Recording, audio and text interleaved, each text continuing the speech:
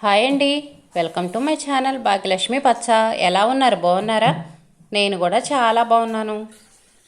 ఈరోజు వీడియో సాయంత్రం నేను చేసిన పని స్టార్ట్ చేయబోయే ముందు, సాయంత్రం టీ తాగబోయే ముందు కొంచెం వాటర్ తాగుతాను. ప్రతి అరగంటకొకసారి, కనీసం ఒక గంటకొకసారైనా వాటర్ తాగటం చాలా మంచిది. ఉదయాన్నే వాటర్ తాగటం కాదు, రోజు మొత్తం మీద కనీసం 2 లీటర్ల 3 లీటర్ల వాటర్ అన్నా తాగాలి. ఉదయం పెట్టుకున్న టీ కొంచెం ఉంటే ఇంకా వాటిని వేడి చేసుకుంటున్నాను. ఒక్కదాన్నే కదా, ఉదయం సాయంత్రం 2 పూటలు ఎక్కడ పెట్టుకుంటాంలే అని ఇంకా ఉదయం పెట్టిన టీయే కొంచెం ఉంచుకుంటాను. అవి వేడయ్యేలోపు ఖాళీగా ఉండటం ఎందుకులే అని అంట్ల స్టాండ్లో అంట్లన్నీ సర్దుకుంటున్నాను. పిల్లలు స్కూల్ నుంచి వచ్చిన తర్వాత ఇంకా ఒకేసారి అంట్లు మొత్తం కడిగేస్తాను. గిన్నెలు అవన్నీ అయితేనేమో ఇక్కడ అర్మార్లో పెట్టుకుంటాను. ఇంకా ప్లేట్లు, గంటెలు, గ్లాసులు అనేవి పళ్ళాల స్టాండ్ ఉంది కదండి, ఇంకా గోడకు తగిలిచ్చి చిన్న స్టాండ్ ఉంటుంది. ఇంకా ఆ స్టాండ్లో ఇవన్నీ పెట్టేసుకుంటాను. పెద్ద గిన్నెలేమో కింద అర్మార్లో పెట్టుకుంటాను. చిన్న గిన్నెలు ఉంటాయి చూడండి, అవి అయితే పై అర్మార్లో పెట్టుకుంటాను. ఉన్న కొంచెం ప్లేస్ని నీట్గా అందంగా ఉంచుకుంటాను. ఎక్కడ వస్తువులు అక్కడ, ఎప్పుడు వస్తువులు అప్పుడు సర్దేసుకుంటాను. అంట్ల స్టాండ్లో అంట్లన్నీ సర్దేసిన తర్వాత ఇంక ఇదిగోండి టీ తాగుతున్నాను.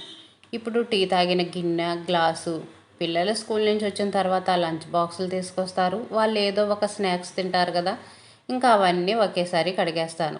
మా అబ్బాయి అయితే ఇప్పుడే స్కూల్ నుంచి వచ్చాడు. ఈరోజైతే వాడికి స్నాక్స్ ఏం చేయట్లేదు, ఇంట్లో బిస్కెట్లు ఉన్నాయి. ఇంకా వాడు పాలలో కానీ, ఒక్కోసారి టీ కూడా తాగుతాడు, టీలో కానీ ఇంకా అలా నంచుకొని తింటాడు. ఒక్కోసారి అయితే నార్మల్గా ఉట్టియే తినేస్తాడు. ప్రతిరోజు స్నాక్స్ వండి పెట్టాలంటే విసుకొచ్చేసిద్ది. అప్పుడప్పుడు ఇలా బిస్కెట్లు కానీ ఫ్రూట్స్ కానీ తీసుకొస్తూ ఉంటాను. ఇంక ఇదిగోండి బట్టలన్నీ ఆరిపోయినాయి, బట్టలన్నీ తీసి మడత పెట్టాలి. ఎండ బాగా ఎక్కువగా కాస్తుందని డాబా మీద అయితే బట్టలు ఆరేయట్లేదండి. చాలా ఎండ ఎక్కువగా ఉంది, బట్టలన్నీ ఎండిపోతాయిలే అని కిందే ఆరేస్తున్నాను. కింద ఆరేస్తేనేమో కొంచెం మందంగా ఉన్న బట్టలు త్వరగా ఆరవు, అందుకని కొంచెం లేటుగానే బట్టలు తీసి మడతేస్తున్నాను. బట్టలన్నీ తీసిన తర్వాత మడతేసి కబోర్డ్లో సర్దేస్తాను. ఇప్పుడు మళ్ళీ స్నానం చేసి వేసుకుంటారు కదా అని కుర్జీల్లో వేసి అలాగే ఉంచను. కుర్జీలో వేసి ఉంచామనుకోండి, కుర్జీల నిండా బట్టలు కనపడతాయి, ఇల్లు చూడటానికి నీటుగా కనిపించదు. అందుకని ఇప్పుడు స్నానాలు చేసి వేసుకున్నా సరే బట్టలు అనేవి మడతేసి ఎవరికి వాళ్ళకి సర్దేస్తాను. పొలం వెళ్ళి బట్టలు మడతేయటానికి కుదరినప్పుడు అలాంటప్పుడైతే కుర్చీలో వేసి ఉంచుతాను. ఎవరు స్నానానికి వెళ్ళేటప్పుడు ఎవరికి అవసరమైన బట్టలు వాళ్ళు తీసుకుంటారు. ఇంటి దగ్గర ఉంటే మాత్రం తప్పనిసరిగా పర్ఫెక్ట్గా ఎవరి బట్టలు వాళ్ళకి మడతేసి పెట్టేస్తాను. దుప్పట్లు అవేమి ఇంకా ఉతకటం స్టార్ట్ చేయలేదు. శ్రావణ మాసంలోనే కదా ఉతికింది, శ్రావణ మాసం వెళ్ళి కూడా ఎన్నో రోజులు అవ్వట్లేదు కదా, ఇంకా ఎందుకు ఉతకటంలే అనుకుంటున్నాను. బెడ్షీట్ మాత్రం ఇంక మనం ఎప్పటికప్పుడు మార్చేసి ఉతుకుతూ ఉంటాం, ఇదైతే మాత్రం ఇంకా తప్పనిసరి. వాషింగ్ మిషన్లు ఉంటే బట్టలన్నీ తీసి వాషింగ్ మిషన్లో వేయచ్చు. మనం ఉతకాలంటే దుప్పట్లో అవి కొంచెం కష్టంగానే ఉంటాయి కదండి, ప్రతిసారి ఉతకలేం కదా. పిల్లలు కూడా చిన్నపిల్లలు ఎవరు లేరు పాడు చేయటానికి, అందుకనే ఇంక ఈసారి దుప్పట్లు అవి అయితే ఏమీ ఉతకట్లేదు. దోశలకు బియ్యం నానబోసాను, ఇంకా అవి కడుగుతున్నాను. దోశలకు నానబోసినా సరే నేను బియ్యము మినపగుళ్ళు రెండు కలిపే నానబోస్తానండి, వీటికి అవి సపరేట్గా పొయ్యను. ఎందుకంటే ఇవి పొట్టు మినపప్పు కాదు కదా, అందుకని రెండు కలిపే పోస్తాను. పొట్టుపప్పు అనుకోండి ఎక్కువ పట్టు ఉండిద్ది, వాటిని క్లీన్ చేసుకోవడానికి మనకి ఎక్కువ టైం పట్టిద్ది. అందుకని పొట్టుపప్పు అనేవి సపరేట్గా పోసుకుంటారు. ఇంక ఇవి మినపగుళ్ళే కాబట్టి రెండు కలిపే పోస్తాను. వీటిని వేస్ట్గా కింద పారబోయటం ఎందుకులని కుర్తిక బకెట్లో పోస్తున్నాను. కుర్తి బకెట్ ఇంక నిండిన తర్వాత గేదెలకు పోస్తాంగా.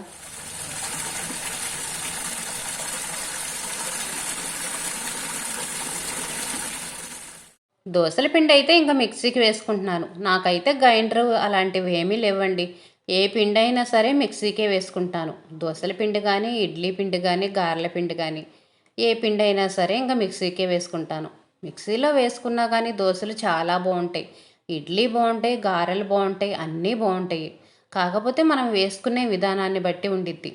ఒక గ్లాసు మినపప్పుకి 2 గ్లాసులు బియ్యం పోసుకున్నామంటే చాలండి, దోశల పిండి బాగా పొంగి దోశలు కూడా బాగా క్రిస్పీగా కరకరలాడుతా చాలా బాగుంటాయి. ఎక్కువ బియ్యం తక్కువ మినపప్పు వేసుకున్నాం అనుకోండి, దోశలు అంతగా బాగుండవు. మినపప్పు ఎక్కువ ఉంటేనే దోశలు అనేవి చాలా బాగుంటాయి. పిండి వేసుకునేటప్పుడు నేను స్టీల్ గిన్నెలో వేసి పెట్టుకుంటాను. ఇంక ఇప్పుడు బియ్యం అనేవి తెల్ల గిన్నెలో వేసి పెట్టుకున్నాను. చేనికి ముందు కట్టలు వేసొచ్చారు కదండి, ఇంకా ఇదిగోండి టిక్కీలన్నీ నీళ్ళల్లో జాడించుకొని వచ్చేసి ఇక్కడ ఆరేశారు. పొలాన కాలవలు, బావులు, వాగులు అవి ఉంటాయి కదండి, ఇంక అక్కడే జాడించి తీసుకొస్తారు. తీసుకొచ్చి ఇంక ఇంట్లో ఆరేశారు. టిక్కీలన్నీ ఆరిపోయిన తర్వాత ఇంకా మడత పెట్టేసి ఒక పక్కన పెట్టేస్తున్నాను. చెప్పాను కదండి, పల్లెటూర్లలో ఇంటిని నీట్గా ఉంచుకోవటం కూడా కొంచెం కష్టంగానే అనిపించింది. ఇలాంటి టిక్కీలు, మందులు అలాంటివన్నీ ఎక్కువ సామాగ్రి ఉంటాయి కదా, వాటిని నీట్గా పర్ఫెక్ట్గా సర్దుకోవాలి. సాయంత్రం పూట కసువులు అయితే ఊడ్చేస్తున్నాను, పిండి వేసుకున్నాను, ఇంకా పనులన్నీ అయిపోయినాయి, అంట్లు కూడా కడిగేశాను. ఇంకా కసువులు ఊడుస్తున్నాను. కసువులు కూడా చీకటి పడక ముందే ఊడవాలి. చీకటి పడిన తర్వాత కసువులు ఊడకూడదు. ఇల్లు కసువులన్నీ చిమ్మిన తర్వాత లైట్లు వేసుకోవాలి. లైట్లు వేయకముందు ఊడవటం కుదరలేదనుకోండి, లైట్లు వేసిన తర్వాత కొంచెం చీకటి పడ్డ తర్వాత ఊడ్చుకోవచ్చంట. అంతేగాని లైట్లు వేయబోయే టయాన మాత్రం ఇల్లు అనేది ఊడకూడదంటండి.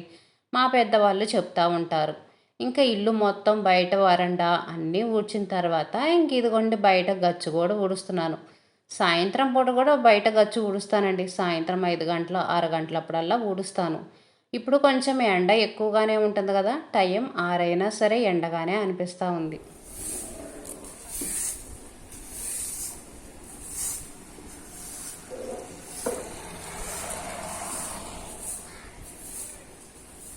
కసువు మొత్తం ఊడ్చి కుప్పలాగా చేసి ఇంక ఈ పీసులన్నీ తీసి బయటపడేస్తాను.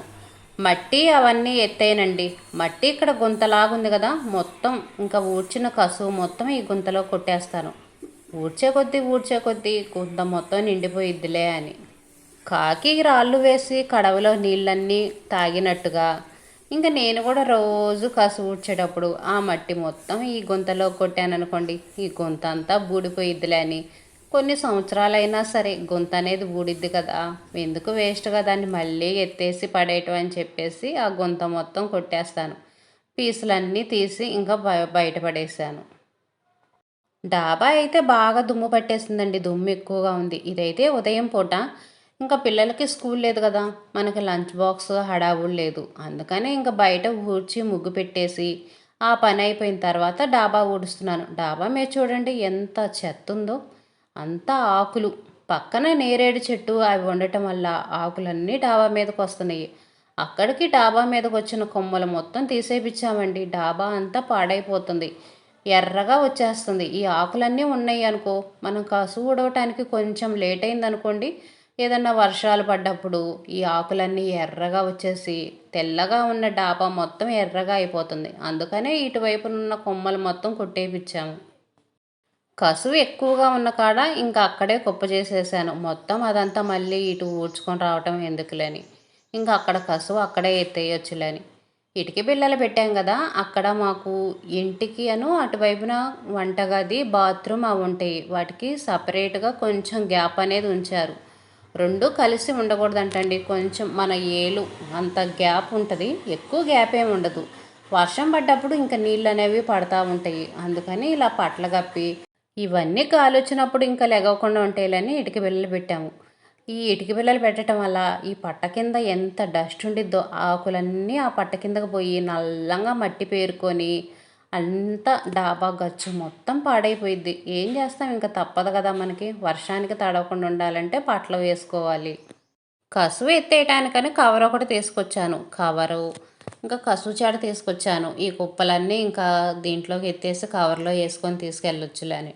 డాబా మీద నుంచి కిందకు పట్టేసామనుకోండి, ఆకులు దుమ్ము అనేవి ఇంటి నిండా వచ్చేస్తాయి. అందుకని ఒక కవర్లో వేసుకొని వెళ్ళి డస్ట్బిన్లో పడేస్తాను.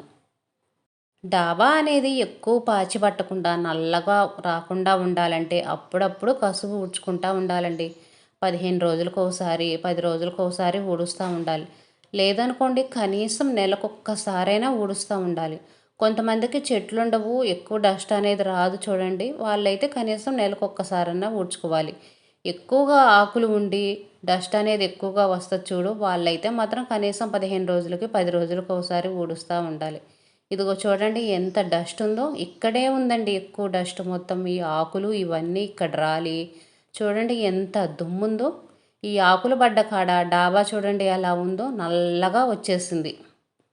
చెట్లు ఉండటం వల్ల మనకి మంచిదే, గాలి వచ్చింది, బాగా చల్లదనంగా ఉంటుంది, ఆరోగ్యానికి మంచిది, అన్నిటికీ మంచిదే. కానీ కొంచెం క్లీన్ చేసుకోవటానికి మాత్రం కష్టంగా ఉండిద్ది. ఆకులన్నీ రాలుతూ ఉంటే వాటిని క్లీన్ చేసుకోవాలంటే మాత్రం ఎలాగైనా కష్టమే.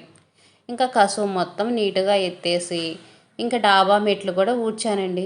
ఊడ్చి కొన్ని నీళ్లు చల్లి ఇంకా తుడుచుకుంటా వస్తున్నాను. మొన్న వర్షం ఒక జల్లు పడ్డదండి.